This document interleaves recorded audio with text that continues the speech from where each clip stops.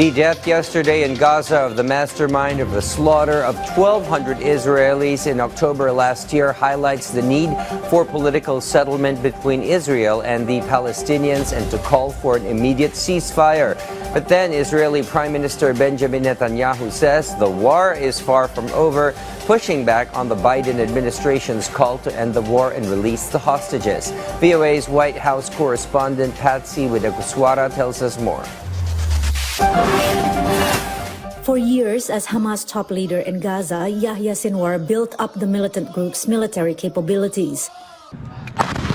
Since the U.S. designated terror group's attack on Israel on October 7, 2023, Sinwar has been hiding in tunnels like this one.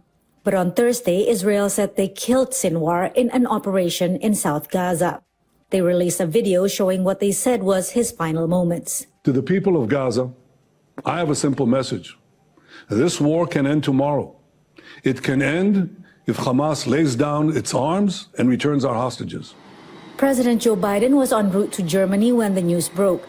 He called Israeli Prime Minister Benjamin Netanyahu to congratulate him on getting Sinwar. Now's the time to move on. Move toward a ceasefire in Gaza.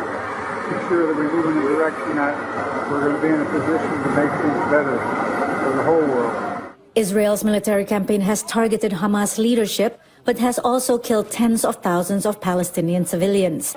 Biden's call to end the fighting was reiterated by his Vice President Kamala Harris. It must end such that Israel is secure, the hostages are released, the suffering in Gaza ends, and the Palestinian people can realize their right to dignity, security, freedom, and self-determination. Families of Israeli hostages still held by Hamas say Sinwar's killing brings more urgency for a ceasefire deal. Their lives are in great danger now, more than ever.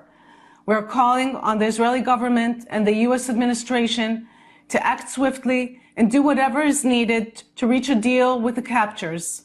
But despite increased pressure on the Netanyahu government, ending fighting in Gaza may not be Israel's main focus right now. Israel's focus and America's focus is in Lebanon because there's opened up an opportunity to weaken Hezbollah greatly.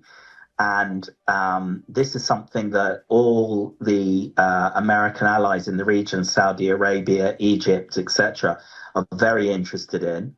Battered by a year of Israel's military campaign, Gazans say Sinwar's death will unlikely end the year-long war. As Israel hunts down Hamas militants, UN experts say over 1.8 million people, almost 90% of Gaza's population, are experiencing crisis levels of hunger. The findings come after the Biden administration warned this week that U.S. military aid might be cut off unless Israel addresses the humanitarian needs in Gaza.